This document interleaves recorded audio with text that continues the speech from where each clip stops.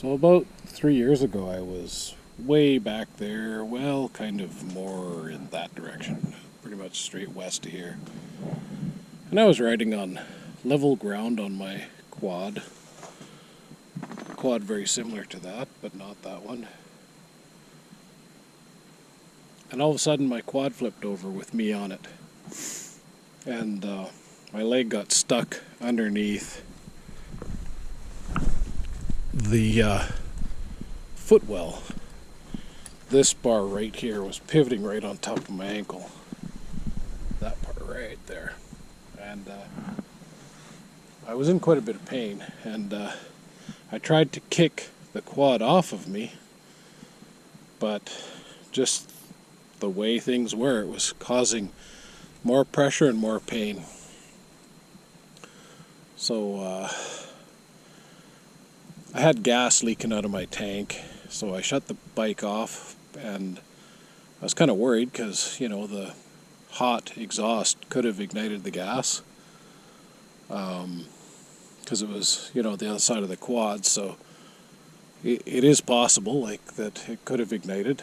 And as I said, I shut the machine off, and I had to lay there and get my breath a bit. And there was no reason for my quad to flip over, and no reason why I couldn't kick it back over onto the wheels with my right foot other than the pain it was causing. So anyway, I laid there and rest for a bit, got my breath, got my strength up, and gave it one mighty kick, and I could have swore I heard my ankle snap when I did that. Something snapped.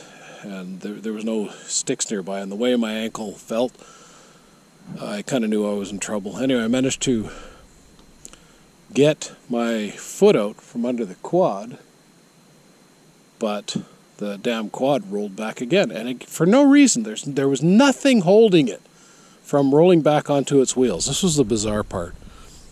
So anyway, I had to use the winch to flip my quad over back onto its wheels, which I did. And, I had to crawl around to do it, and my ankle was like I was seeing stars. It was hurting so bad. I was certain it was broken. And, you can see the winch on the front. This is my 400. It was actually my 500 that this all happened on. So, I get it back on its wheels, and I slowly ride back to this location. I come back here, and excuse me, I sit in that chair right there, and it was pretty cold out. It was late fall, colder fall than this, that's for darn sure. And so I thought, well, I was feeling really tired, like I might pass out. And I thought, well, I just need to sit here for a while and think about what I'm going to do next, because, I got to load my quad on the trailer, and, with a broken ankle, I was trying to think maybe I should just leave the quad here. But then at least if I load the quad on the trailer, I can ride the quad to the truck. It was none of it was going to be easy in the kind of pain I was feeling. So anyway, I thought, well, screw it, I'm just going to sit here for a while.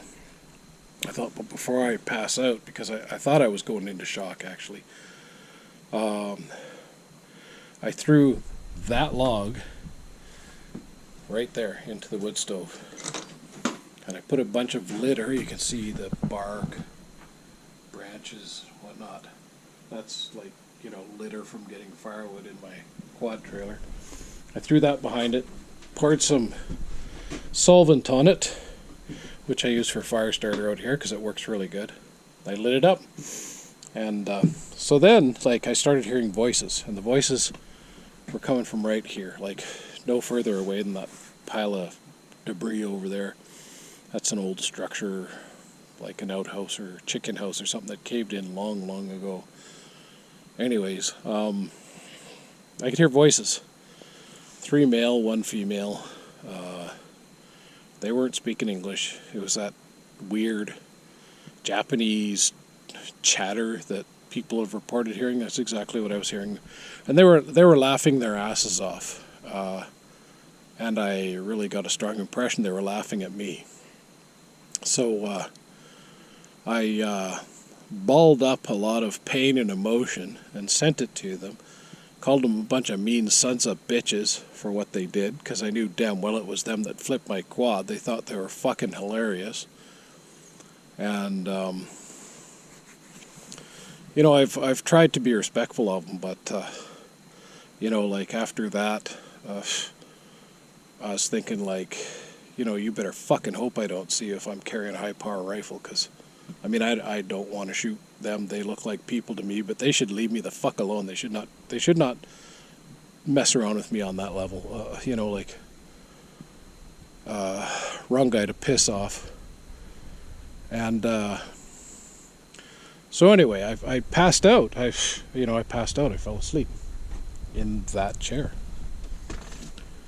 And how long I slept? Hour and a half. I don't know. I was, you know, out. When I woke up, my ankle didn't feel so bad.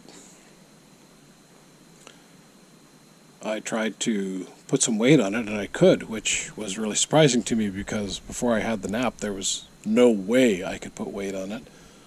And I wouldn't even try. You know, I figured the damn leg would just fold over sideways, because I was certain it was broken. And anyway, so I loaded the quad and, you know, hopped around. I was still in some pain, but not bad.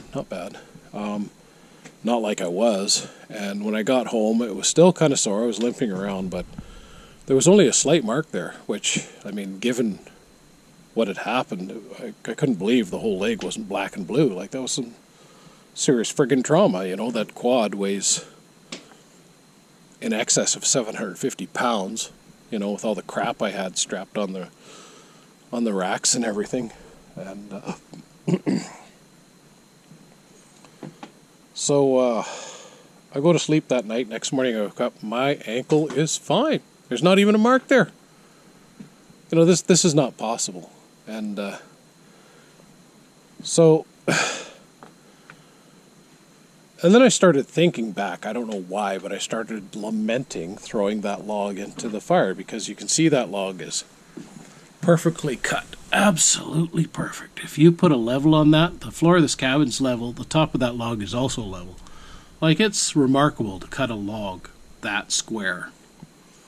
And I keep that by the wood stove for my splitting log, but it actually will fit in the stove. I know it will, because I put it in and I lit the damn thing on fire. I come back to my cabin 2 days later, and there's that log. There's that log sitting there that I put in the stove and set on fire. How is that possible? So what I believe happened is Sasquatch was messing with me. The local Sasquatch kids, the younger clan of the clan, and they flipped my quad, just being mean bastards, and caused me some physical injury, and then I'm guessing maybe the adults came in and fixed it, because somehow it miraculously was fixed. And it's not possible for a broken ankle. Like, I have no way to prove it was broken. Like, maybe an x-ray would show that it was. I don't know. I never went to the doctor. I don't like doctors. Very strange experience. I'm going to shut up because I have a tendency to talk too long. You know, I wonder if I'm even the right guy to tell these stories, because, you know, I don't know. So far, nobody seems to give a shit. My channels have all been shadow banned. But, you know, if there's somebody out there this can help, maybe someone can relate to this kind of experience. But I'm shutting up now, you know, and maybe one day my kids can look back at this. If nothing else, it will help them. They give a shit about me. They know I'm not a bullshitter.